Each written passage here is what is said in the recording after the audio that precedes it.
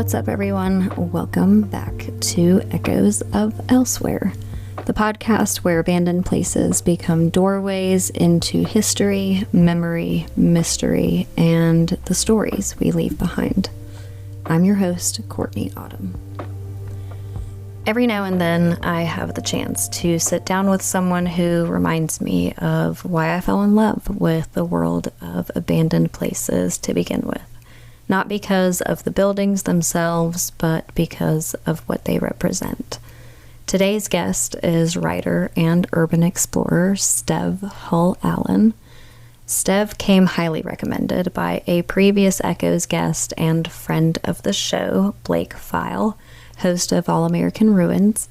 The two have spent some years exploring together, collaborating creatively and approaching forgotten places with a perspective that goes far beyond photography and documentation.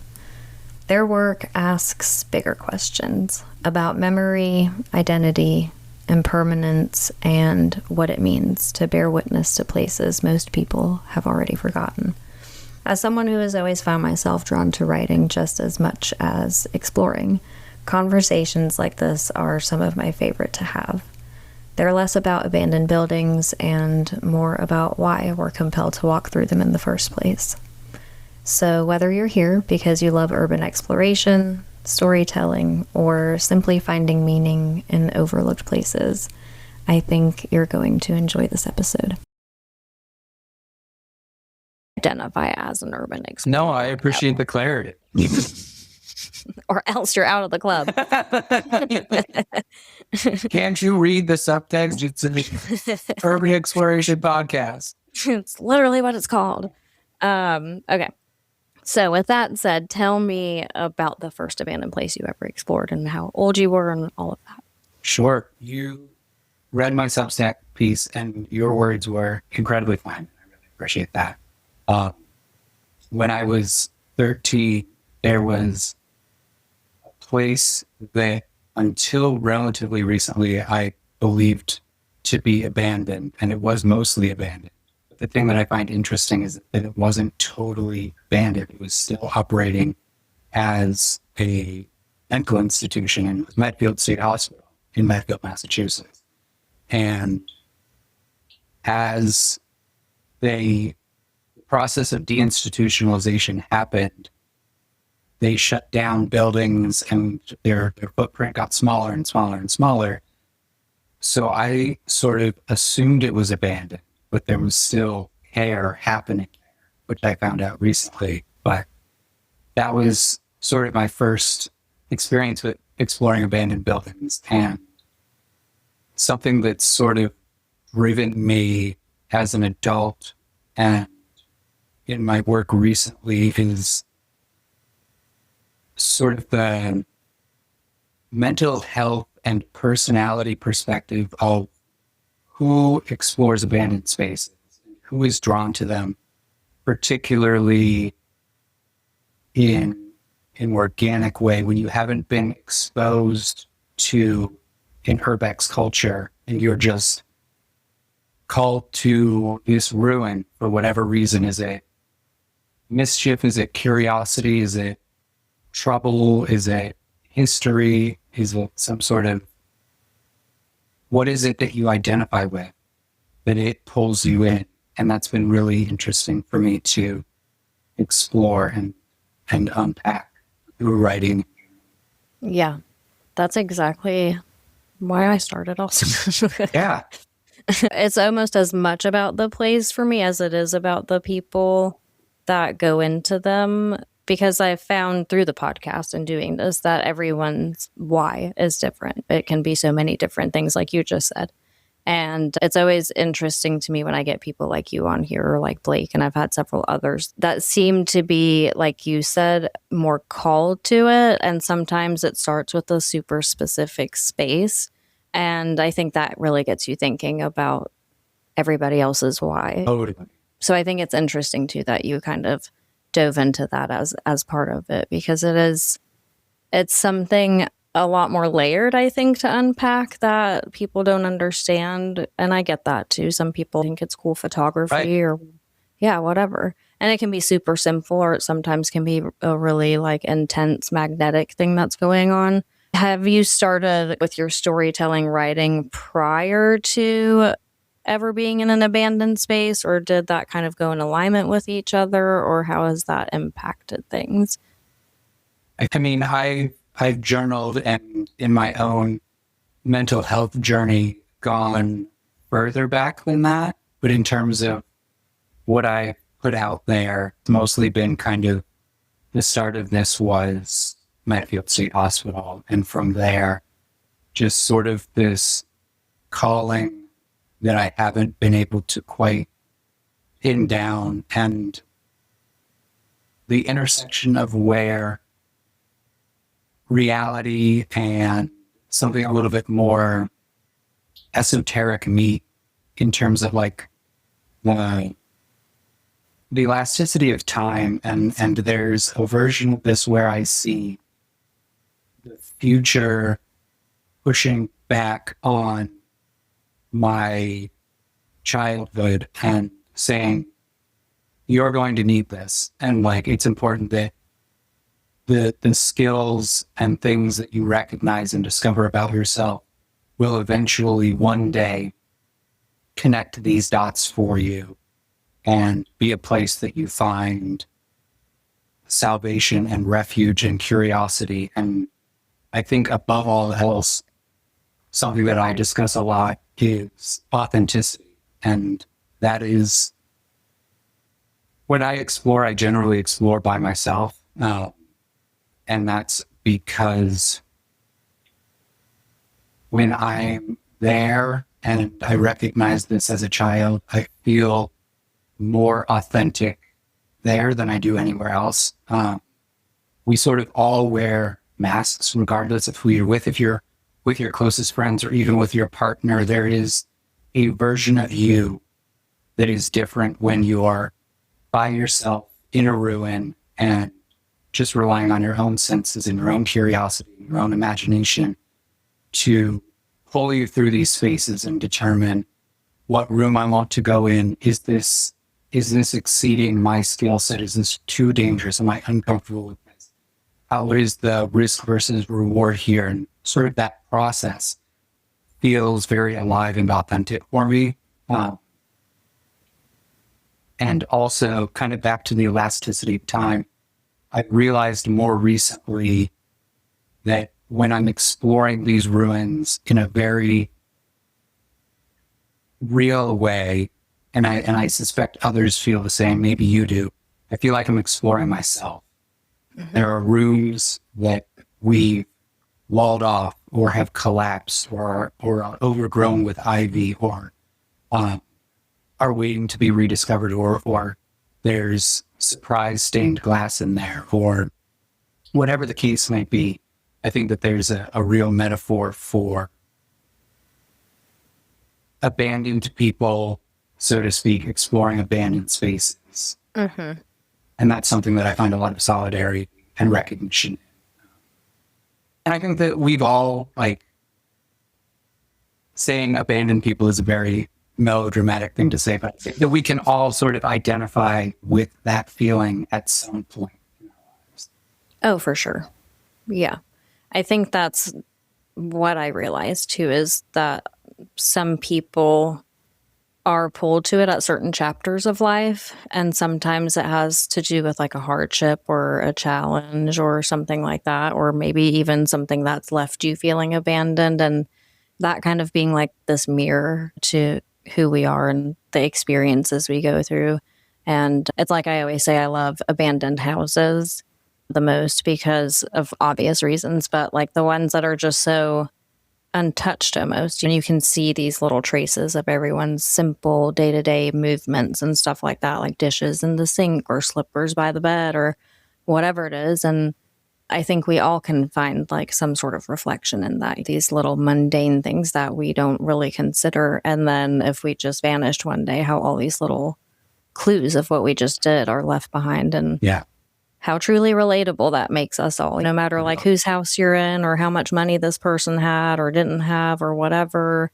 And I don't know, it makes me feel this kind of oneness and this interconnectedness with all of us. And I think during a time like this in our world, that's very comforting to feel, because there's so much division and separation going on and stuff like that. So it's so many things. It's so great for like your mental health if you really have the perspective, I guess, that's a little bit deeper than Absolutely.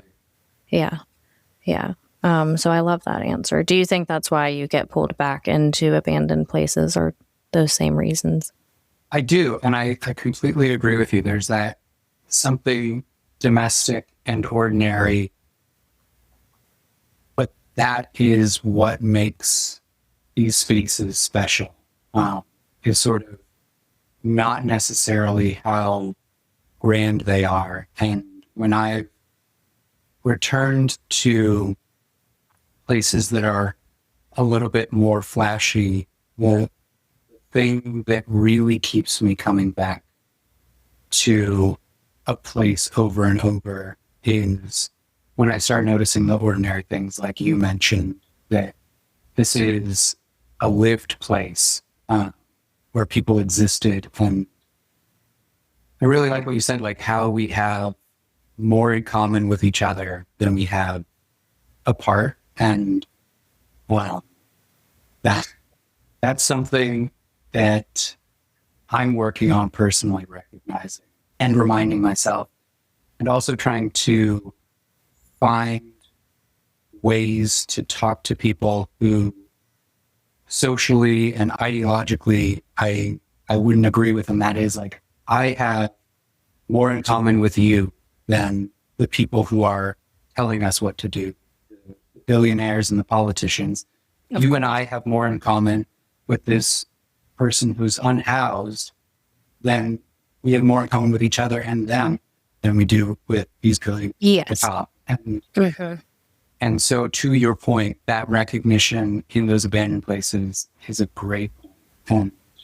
And that we are the same, and lives were lived here, and they were ordinary, and that's beautiful. Yeah, I do understand what you're saying too, though, because there is, I don't know the best way to put this. I think the true division that can happen, where things can be really difficult to relate between two human beings, is your life experience.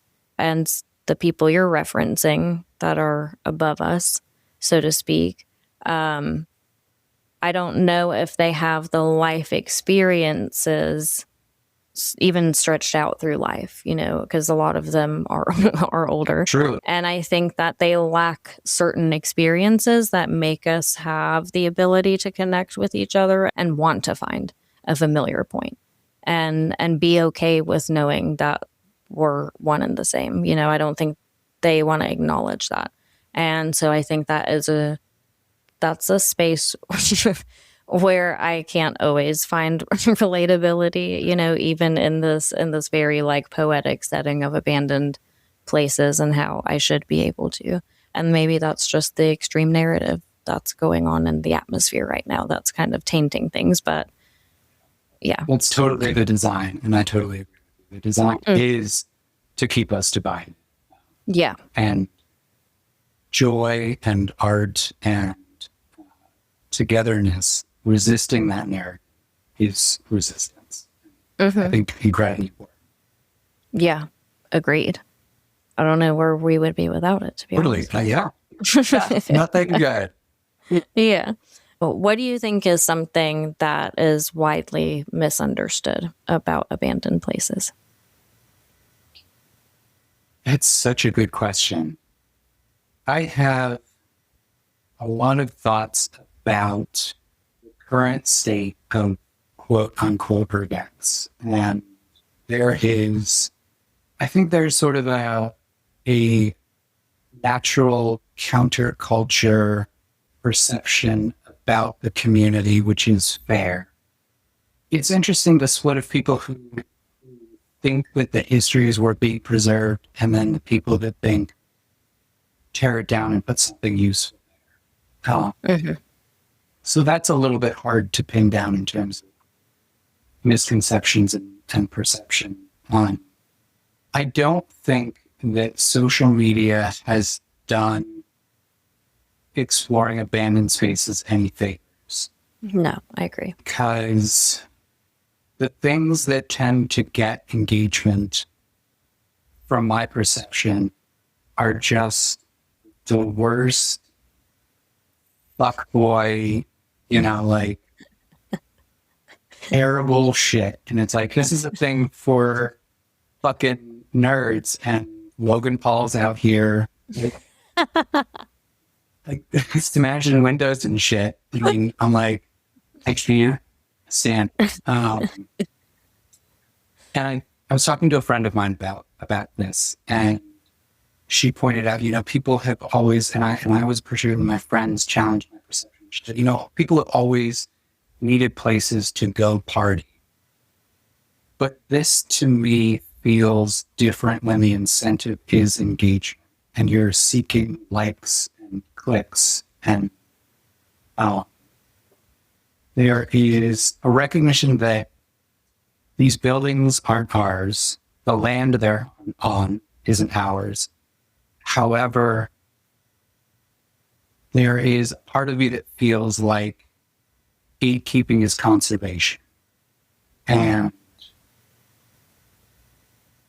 feels naturally protective of these spaces and doesn't want them to get trashed for engagement and views, and are there for other people to enjoy as their natural entropy happens, rather than something that's done for some monetized fee. Mm-hmm. So I don't know if that answers your questions, but it's something that I've been thinking about. No, I agree. And I think that adds to the misinterpretation currently of that seems urbex. To be And what the current perception of, like, if you were to just, I did something today because like I listen to music constantly, and just on a whim, I typed into Spotify urbex, and just the worst shit came up. Well, this is exactly what I'm talking about.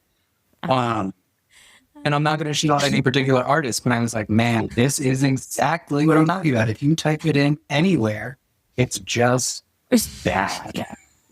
Instagram, Spotify, it's not good. I love you right now.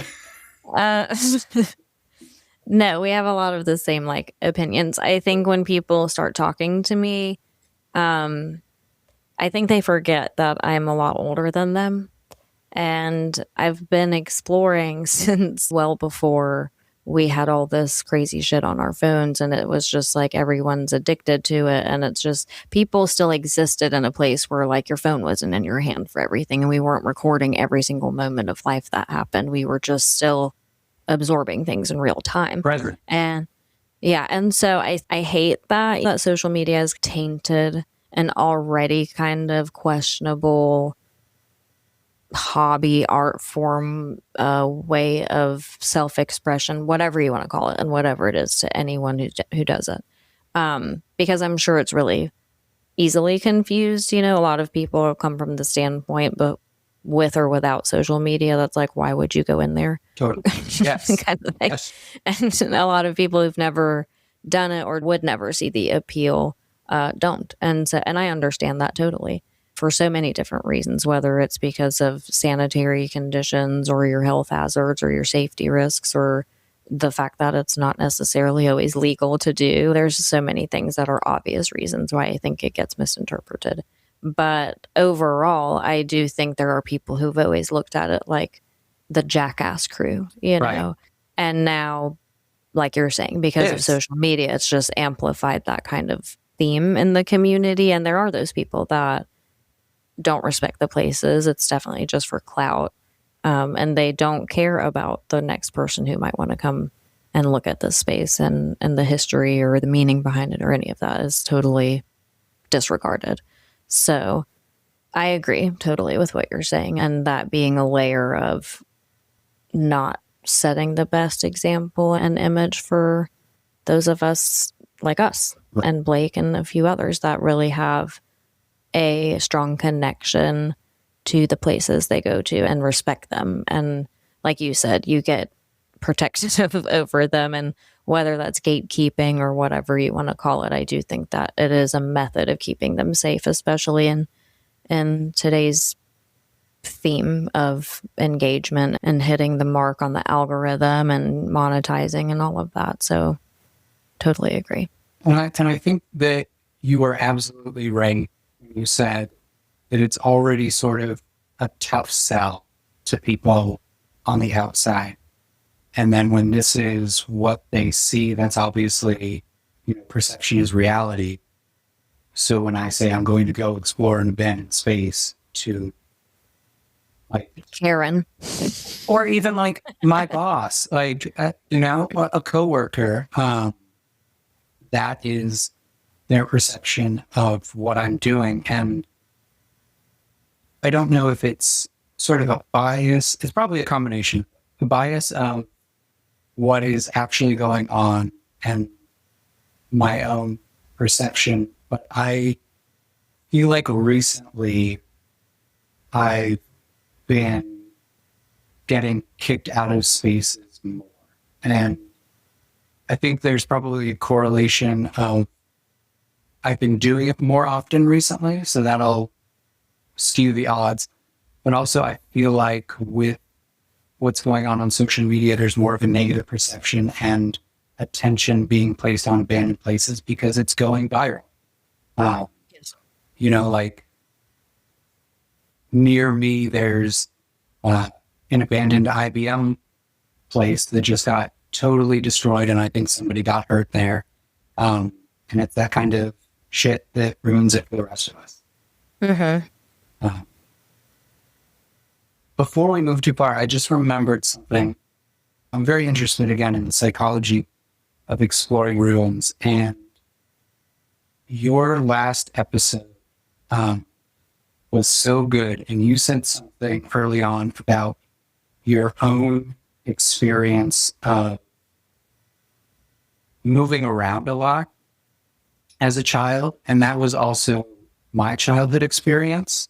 And it's just been sort of in the way that my resting mind never rests, just something sort of knocking around up there. And I've been thinking about how if there's something to when nowhere feels really quite like home or permanent, then abandoned places don't feel so alien or so scary. I had an intense moment of recognition in that piece that you did, where like something connected and something clicked in that, exploring like who does this kind of thing. That was a kind of a light bulb moment for me. I really appreciate that part of the piece. Well, thank you. I appreciate you telling me that. I honestly have never really connected those dots either until you just said something. That seems so accurate because I feel sometimes more at home in abandoned places, or I feel like there's part of home somehow interlaced in what I'm looking at or this feeling. It's really odd. It's that familiarity, yeah. Yeah. And I wonder if that comes from like what you're saying, not having the security and the routine and pattern of growing up in the same space and evolving through your own life with the same surroundings and all of that. And therefore, we're forced to find comfort wherever we end up kind of thing. So it's really easy for us to find that anywhere we go, especially maybe in places that have these little pieces of other people's lives in it, because I mean, that's what we did. We just have to move around all the time, and you got to emotionally and psychologically, especially when you're younger, you trick yourself, I think, for a while into being like, okay, I think for normalizing, because it's more normal reality. Mm-hmm. And then you realize how many people that's not normal for, and then you feel more separated from the people that don't get it. And I don't know, it just is like this whole journey that leaves you far removed. And I think that's an interesting point about us venturing into these spaces and it feeling like that too, because it is part of, I guess, maybe a psychological trigger. And I've never really paid attention to that as part of it, as aware as I am, because I do the same thing you do. I'm really curious about the psychology and like why Right. why are we doing this, and what's everyone's story. I have so many things going on in my head all the time, and that's part of it too, like you touch base on, like this never resting thing. And I think sometimes being in an abandoned place feeds that in a way, because I'm able to take in so much at once just visually, and Right. all of your senses are there. You have to pay attention. You're a little bit paranoid. All these things are going on, and you're trying to absorb everything you're looking at and like mentally remember and be there and be present. It's hard. People don't realize really how hard it is. And when you're trying to walk away from it as this experience, like you're saying. Yeah. So I think that's such an interesting point to bring up, because I'm like, we've never settled down. Right. We've never settled down physically, now mentally, and now through these little places that we get to explore. So, and they don't ever feel settled either, Well, and I think that's part of it too, is that entropy changing Yeah. from one visit to the next. Like you can go back and, oh, this is changed. And even if no one's been there, it's just like Correct. nature's reclamation, and that whole process it makes everything different, or it depends even what season you go. It could Right. look like a totally different space. So yeah, that's such an interesting point I've never thought about. I think there's a few things. I think there's probably, for me anyway, maybe some jealousy in that. Like, oh, this is lived in, and sort of to that end. I'm 39 now, and it wasn't until within the last 4 years of my adult life that I've started hanging things on the wall. Really? Yeah. So you never hung anything on your walls before? Why bother? Like I've moved I guess so, yeah. since I was, I moved around a lot as a kid, and then even in my adult life, I've moved every 3 or 4 years since I was 16. And this is the Oh, wow. longest I've stayed anywhere since I was 16, and I've been here for 4 years. And I only recently, like, people have given me artwork, I have pieces, I have things, and they always just stayed in boxes. And I've only recently started hanging things on walls, because that was Feeling it. never a thing. Nothing felt settled. And Yeah. That's so interesting. the other thing you said was about this, like, input and the stimulus, and paying attention to the risk assessment and the smells and the sights and everything sensory and mentally going on. My therapist recently was like, hey, have you ever been diagnosed with ADHD? And since then, a lot of things have started to make sense. And I think that exploring ruins scratches a particular ADHD itch for me, where this stimulates me in the right way that feels more calming, where somebody else might feel a heightened anxiety. I feel more at rest. Sort of like what you said earlier, where it's like, oh, there's recognition and restfulness, and to an extent, salvation in these ruins. And exploring that ADHD question has answered a lot of other questions for me.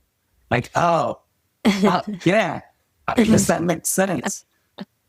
It's amazing when that happens, isn't it? Oh, yeah. Yeah, I was a late diagnosis for autism, Yeah. and a lot of my autism is ADHD. I'm predisposed to a lot of those same stimulating kind of things, and I've noticed that too. I think I become my more calm self when I'm doing this, whereas I've noticed when I've explored with certain people, they're very on edge and paranoid, and it's very about the logistics and the legalities, and it's never about being in this moment and forgetting all of that for a second and just really exploring the place properly. And for a while I thought something was wrong with me, like I'm like, why am I so calm here? Right. should I be freaking out? Right. You know, Totally. like, am I a sociopath? Do I not feel anything? Like, I was like, something's wrong. Right. And then I just started realizing, no, I think it's because there's part of it where I just like being in unfamiliar space for some reason. But it's also that this is what I've been doing this for so long. You know, this is nostalgic for me. And this is like something that becomes so rooted in your identity when you've done it for so long and when you feel like connected to certain places and you don't have any clue why until you really have to dissect everything and feel like you need to get to the bottom of, and that's part of autism too, and maybe even ADHD, where I always call it like a origin seeker. Like you can't let it go until you know the origin of something, you know, and it's just very particular things. It's not about everything. It's just like if something really piques your interest. Like if I really like this pen, I'm like, who made this pen? I have to know. Who invented the first pen? Right. When was that? How did they think about inventing the pen? You know, I do not. Totally. That's like a whole thing. So I think abandoned places open that door in a more carved out path that doesn't allow us to steer so far into the abyss of all the questions we could ever ask. So it's really interesting to think about the fact that ADHD and all these different kind of diagnoses that we can get even later on in life, especially people our age that might be in their mid to later 30s. I think there wasn't such a awareness around these kind of things. And so a lot of us grew up not diagnosed at all or maybe misdiagnosed with certain things. And I hear a lot of people talking about how that light bulb kind of goes off and you're like, well, that makes so much sense as to what I thought was actually wrong with me. And it's just this thing that I have. And it's been incredibly helpful and like, sort of the recognition. Do you find when you, obviously it's different when you explore with other people, do you find yourself able to be present, or are you more concerned about the other person and their experience? Or are you just like, I'm here and I'm present with myself and having great time? I think I've had each one of those experiences with different people. And there are people that I've explored with, one in particular that I can think of, that we just understand each other. And so without ever even having discussed it before the first time we explored together, we got into the space and we went our separate ways. And it was just organically that way. We didn't ask each other questions except to check in like, hey, are you okay right now? Or do you need to leave? We respect each other's boundaries. You know, it's a nice tandem thing. And that's the only time I think I've ever been with another person and been able to solely focus like I would if I was by myself, but have the safety of having someone there if something should happen. And I, you know, sometimes it does give you a little comfort. Right. But then there are times where I've been with people who explore also, and I feel like that should be the dynamic. Yeah. And then it ends up being either like they came for a hangout session, you know, and so they're just kind of following me around and I'm trying to do my thing. Your own thing. There. Yeah. Yeah. And I don't mind that sometimes, you know, and it's fine. And I respect however people want to do it. I go with the flow. But then there are times where I feel like I just have to straight up babysit somebody. And I'm like, I'm worried about what's going on. Have you done this before? Right. Are you good? Like, yeah. And then like if my partner goes with me, she does not explore. And so she has the tendency to be a little bit more on edge while we're out and about. And we're really connected. And so I feel her energy and then I instantly get paranoid. Yeah. And that's so unlike me when I'm out. And so I've had all these various different, so I think it depends on how the other person also operates in an abandoned space and how much of a liability or distraction they can become. Yeah, it seems like it's more uncommon to explore with people and feel the same level of authenticity and connectedness with yourself. Yeah, that you would if you were alone. Yeah, totally. It's very rare, I would say, for sure. And I think if you have the notion to want to have like the option for a partner alongside you sometimes, to wait until you found a person just like that so it doesn't ruin it for you, you know. Tell me a little bit about how you and Blake crossed paths and how all of that came to be. Yeah, so several years ago now, around Thanksgiving, I went to an abandoned catering hall near me that, you know, I pass by frequently, and sort of that thing where you see something every day and slowly it starts to register, oh, this is abandoned. Get curious about it. So I was exploring it, and I took some pictures and posted them on my Instagram, and Blake, whose work I followed, reached out and asked if I was willing to share the location. And I think because of the uniqueness of Blake's work, and having an understanding of how he treats spaces, I was open to that. And again, we spoke earlier about how gatekeeping can be a form of conservation. I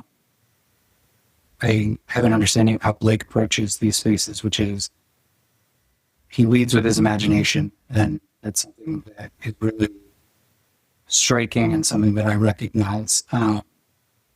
So I said, sure. And he asked if we could go together.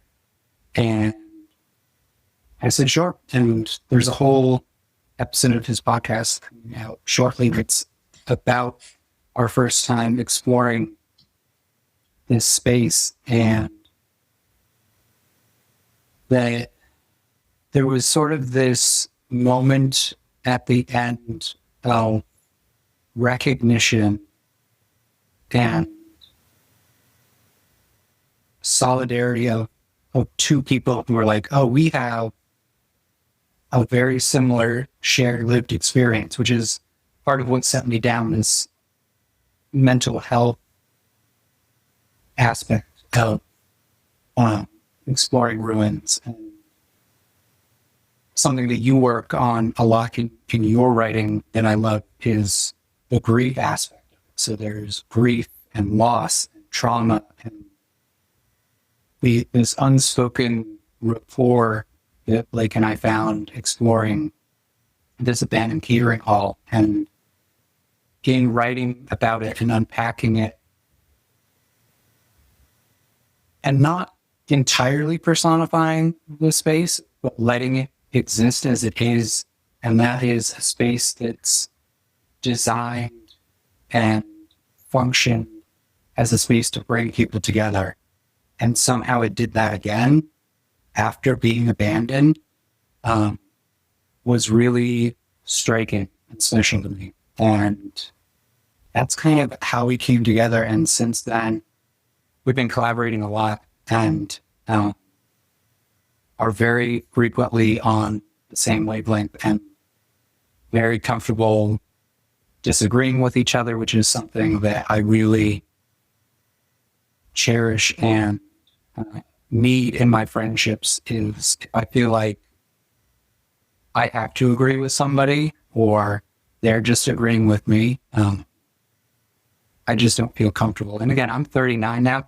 I will gush forever and ever and ever about my friends. I think the best part of me is my friends. And when I'm feeling hard and down on myself, you know, I might get emotional. I think about how the best people that all my travels and as much as I've moved, the best, most interesting, kindest, most curious people that I've ever met are my best friends. I must be doing something right. And yeah. I don't need more friends. And yet Blake came in at this phase in my life a couple of years ago, and I was like, oh yeah, we're family. You're my dude. Let's make art and hang out. And well, it's been really special. Great. Yes, I can tell. And And this is exploring ruins hasn't been something that I've thought about publishing or promoting. It's something very private, and I'm a very introverted, private person who's comfortable being alone. So the pandemic was kind of fucking great. Agreed. It's like, damn, this is kind of I talk about it all the time. I'm like, I miss when people had to stay 6 feet away from me and no one wanted anything to do with each other. Tragedy, however, and also, stay 6 feet away from me. But, it's a good collaboration. He's an incredible friend, an incredible artist, and has encouraged me to delve more deeply into the work that I've been doing privately for myself and given it a platform, which I think is very rare and speaks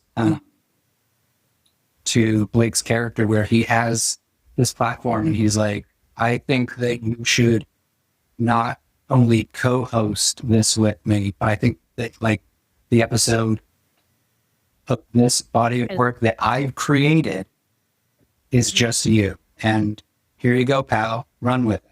And, like neither of us are getting paid for this. And he's up till all hours of the night doing the soundscaping, and we're working together, and it's great. He's a good dude. Gosh, yeah. He's incredible. Yeah. Like you don't meet people very often like Blake. Mm-hmm. And I had no idea like what I was getting myself into. And it was happenstance, we just ended up on this like little list of best abandoned places podcast together. Congratulations, by the way. Thank you. Yeah. And I saw his thumbnail, and it stood out to me, because it just wasn't this like average thumbnail, and the title of the podcast struck me. And then I read a little bit about it, and I was like, oh, this is way different. Right. This is an immersive journey into wherever he's at in this episode. And it was unlike anything I've ever heard before. It still is that. And so I knew that he would be a very deeply layered person, but he is so, he's like both the same level of creative and intelligent at the same time. And it's like he lets the two things do this dance, where like the creativity is always talking to the intelligent part of him. And it is I don't know how he's a person. Right. Like it is crazy to me. We're totally stroking his ego. He does, and he should, rightfully so. What I will say, though, is that when I was reading your work on Substack, and you have the same exact gift with, like, your storytelling is as immersive as his way of editing his soundscapes and doing all the things that make you literally feel like you're there. Your writing is like that. Like when I was reading that piece, I was like, I feel like I don't even know how you do that. It's crazy how you use all these textures and these words and these like ways of relating very simple things to what you're feeling or seeing or experiencing, so that way anyone, like a first grader, could get what you're saying. But it's so beautifully put that it's kind of like, I know exactly how you're experiencing this place. And I think that's so hard to do when it comes to an abandoned space, because like we just said, it's not a for everyone thing. And a lot of people misinterpret what the inside of these spaces may even be, and why we would want to go into them time and time and time again. And so for you to put it in this beautiful way that's just through words, I'm like, that is insane talent. And if nothing else, I feel like after listening, because Blake was gracious and let me listen to the episode early, but after listening to that, I feel like it is absolute fate that you guys somehow, by the divine miracles of nature, came together in this way. And I think it's probably pretty obvious that you guys recognize something in each other that way, like pretty early on, I'm assuming, upon meeting or something. And yeah, for him to just pass over like this whole episode that you can do on your own. He knew what he was doing, obviously, because that is just literally the best thing I've ever heard. I can't wait for other people to hear it. I can't wait to hear it.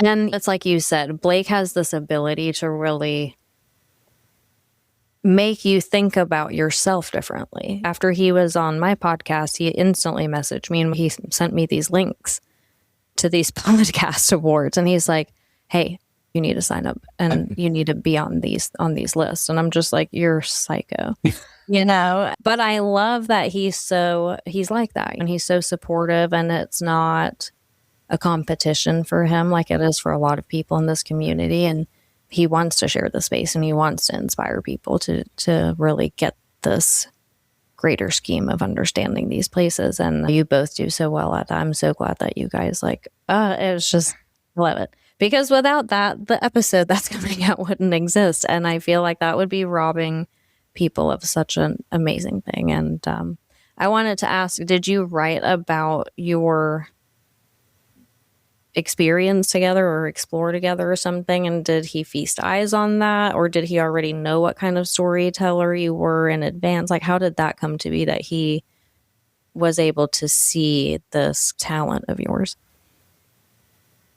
I appreciate all of those kind words. And something about your work, I will answer your question, but something about your work that I really appreciate is that it does a similar thing with less words. And that's something that I struggle with, is I'll write fucking so much to try to create this emotional and physical landscape. And I found in your writing, in your poetry, you do it with way less words and you still have the same impact. And I really admire that. And that's something that I'm actively working on. So your work is beautiful and you do it so precisely and so cleanly.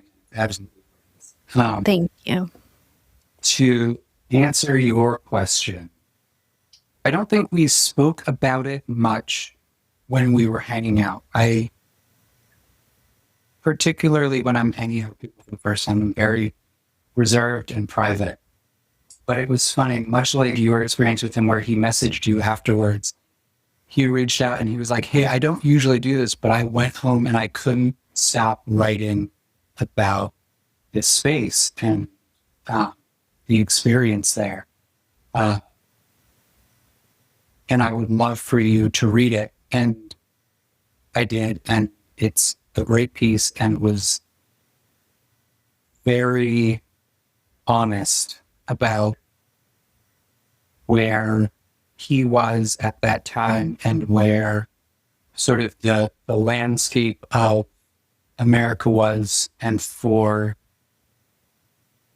him to explore and put himself out there with a stranger at that time was a big risk for him personally and emotionally, but it worked. And he kind of concludes the piece by saying, Stev feels safe, and that's all I can ask for right now, which is one of the most important values or things that somebody could say about me. It really means a lot. But after that, I was like, I've also been writing because I journal and I write down dreams and impressions and moments. And I sent it over to him and he was like, we should do something because this is good. And again, like I didn't have a Substack. He encouraged me to create a Substack. I've never platformed these things. I put up photography, but that's kind of the extent of it. And I haven't even put up most of my photography. I don't. It's more documentation for me and impressions of a time and space than something that I'm trying to say here I was, so much as here it was. But that's kind of how the next steps happen. I share kind of my impressions in my life. You wanted to explore it further? And he was instantly blown away. You'd have to ask him. Sorry. No, I can tell you. That's what happened. And that's why I was curious, because I didn't know if he had any kind of idea on your voice, your creative voice, your writing voice, any of that. I didn't know if he had any insight on that before you guys ever explored together. So it's interesting to know that he actually shared his writing with you first, and then yours came after that. But it is no wonder, honestly, that he took one look at your writing and said, all right, well, enough of that. We're going to do a collab. Because I would have done the same thing. And I'm just so grateful that he even thought to mention you to me for this, even because I had a feeling like, if this is someone that Blake recommends, and I can already tell what kind of person this is going to be, or hope to be anyways. And you certainly don't disappoint in that. Well, I appreciate your time and having this space in this conversation. So before we wrap things up, I always like to ask, do you have a favorite place that you've ever explored, and why? Man, that's a hard question. And I think that each place has arrived at a specific time and served a specific function. I mean, Medfield State and what it is now, which is a place that people, it's very interesting. So I went back relatively recently, and when I was 13, I almost got caught by security there, and I hid in a stairwell. Security left, and I went back recently, and it's a public place now where people are walking and they walk their dogs, and it's this beautiful landscaped place. You can't go in the buildings, but it's open to the public, and they show movies there. It's where Shutter Island was filmed. So it's become this whole other thing. And it was this incredibly surreal moment of sitting on that stairwell and watching people walk their dogs. And again, that elasticity and nonlinear aspect of time where I could feel my 13-year-old self being like, what the fuck? What is so fun? Hide. Right, exactly. That place is incredibly special. And then in my adult life, there's a place nearby that is its history is very tied to American history. It was a Gilded Age mansion, and then it was a school, and then it was a monastery, and it's had all of these different lives, and it's abandoned now, but it has a bell tower where I enjoyed going up for that sort of solidarity and peace, to sit up there and just be present and part, and, for lack of a better word, meditate. And that's a place that I enjoy going back to. That makes sense. That sounds like a peaceful escape, kind of. It is. Yeah. And you're lucky if that's nearby. I am extreme. It is nearby. And it's, I like train spotting, and I found it out on a hike looking at freight trains. Oh, hello. And a 2-for-1. Exactly. So it was very cool. I love stuff like that. It's like that thing where the journey is the destination. Exactly. Yes. And it's always better when something unexpected like that happens. Yeah. So my last question is, do you have a bucket list spot, like a spot you've always wanted to explore that you know about and want to see, or just has a cool history that you want to visit, or anything like that? I also have a map. I think we all do, of 10 places to explore. The spots that have been really exciting me recently are not in the States. And there's a lot of very beautiful, overgrown, brutalist architecture that I would love to explore, and just explore abroad and see different types of architecture and different things. Mm-hmm. More than anything else, I think. What about you? Yeah. Same kind of thing. Yeah. I I lived in Germany. That's where I'm from originally. German's my first language. And so I always daydream about going back and exploring there and being able to appreciate my upbringing in a way that I never got to, because obviously if I never left there, I feel like I would be exploring over there and it would be such a different experience because of what you're saying. The architecture is different, even down to the items people have, and Totally. and even over time, everything is it's a different world over there. So I think it would be a very expansive experience for like my mind and all the other things. So yeah, kind of the same thing. I'm really interested in overseas and seeing how different the ruins are there and that kind of thing. I saw a question on your sheet that I wanted to ask you. And that is, we were talking about music and playlists earlier. I really like, again, music, but what is your exploring ruins song? What is your go-to? What do you do you? I don't. I really don't. I have certain things that remind me of exploring, and then there are things that I like to listen to if I'm out on the road. Sure. And I'm going. If it's like I got an hour drive to this destination, then I have music designated for that if I'm on the way to go exploring abandoned places. It's a lot of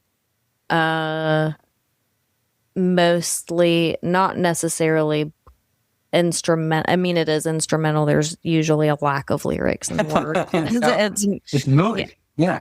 Yeah, and it's not like your urbex stuff that you hear on your urbex playlist. But like, I like Odessa. That's a good example. Yeah. Anything that's like even close to anything they've done. Their older stuff is more something I vibe with a lot. People call it EDM. I don't really call it as much of that as it is just like this really beautiful, immersive like journey that you go on, and it allows you to think your own thoughts because the lyrics aren't there like moving you a certain way. And that's what I like to listen to like on an open road or exploring wise because of that, you get to still have your own... Generate your own thoughts, yeah. Yeah, or have your own narrative. Or if you don't want to think at all, and like you said, and you're just in this meditative space, that music supports pretty much anything that you want to do in that regard. So, yeah. But I'm glad you asked that, because with that, I need to know what your Explorer's track is. I've been listening to a lot from a band called Die Spitz lately. And they have a track called Through Yourself to the Source, which is great. But I think the one or two that I come back to a lot are A Forest by The Cure and I would like yours good. Never Let Me Down by Depeche Mode are two that whenever I hear, I kind of feel that ache of abandoned places. It sounds the way that I often feel in these movies. That's a good way to put it. Yeah. You just made me think of, have you heard that song by Flyleaf, All Around Me? Yeah. I don't know why you said what you said, and then I thought that song, and I was like, that's like that. I love that. Like, that's the first thing that I thought of. That's so weird. Maybe that's my Explorer's track. I don't know. It might be. But yeah, so I understand what you're saying. There's those songs that kind of embody that feeling we're feeling when we're doing that. For sure. Yeah. Okay. Do you want to let everyone know where they can find you? You can throw your Substack in there, as I highly recommend you should, because everyone should read your beautiful work. My Substack is called A Field Guide to Briar and Bone. As soon as you search that, you'll be able to find it. And I don't post frequently because I hold these pieces too close and agonize over them before I am forced to let them go. But I do have sort of a companion piece to this Buzzard in the Ballroom podcast piece that I've been working with. There'll be a Substack. Ooh, yay. Yes, I highly recommend the Substack, because I will link that obviously in the description for the episode also, so it's easier for people to find. But yes, highly recommend. And I do believe, if I'm not mistaken, your episode on Blake's podcast All American Ruins comes out on August 6th. Yes. Is that right? Okay. And that is a Thursday. Mark your calendars. Yes. So yeah, I appreciate you coming onto the podcast, and I will let you go enjoy your evening and take care of those precious cats. And yeah, it was great to have you. I appreciate you. And thank you so much for your time and your work and all of your energy. And that was it for today's episode. Thank you so much for listening, and a huge thank you to Stev for sharing not only his experiences, but the perspective and thoughtfulness that make conversations like this so memorable. If today's episode left you wanting to hear more from Stev, you're in luck. This Thursday, August 6th, he'll be featured on All American Ruins in an episode titled Stev and the Buzzard in the Ballroom. And if you've never listened to Blake Files' show before, this is the perfect place to start. Unlike a traditional interview, Blake's episodes are immersive storytelling experiences. Through Stev's voice alone, you're invited into one of their explorations, experiencing the abandoned space alongside him as memories, observations, and atmosphere unfold around you. It's beautifully written, deeply personal, and a completely different way to experience the stories these places have to tell. So I highly encourage you all to check out All American Ruins and listen to Stev and the Buzzard in the Ballroom. Again, that is coming out Thursday, August 6th. I think you'll come away with an even deeper appreciation for Stev as both a writer and a storyteller. And as always, if you enjoyed today's episode following the show, leaving a rating or a review or sharing it with someone who loves forgotten places and the stories they hold is one of the best ways to support Echoes of Elsewhere. As always, I will have Stev's information in the episode description, along with links to All American Ruins and Stev's Substack. All of my info, the podcast info, and all of that will be there as well. I also have a Substack for those of you who don't know, so feel free to check that out if you like to read. And yeah, that is it for today. I will be back in a few weeks with another Beyond the Abandoned segment, which I look very much forward to sharing the next case with you guys. So be on the lookout on my Instagram for updates on when the next episode will be out. Until then, keep exploring the allure in the abandoned, the beauty of decay, and the echoes of elsewhere.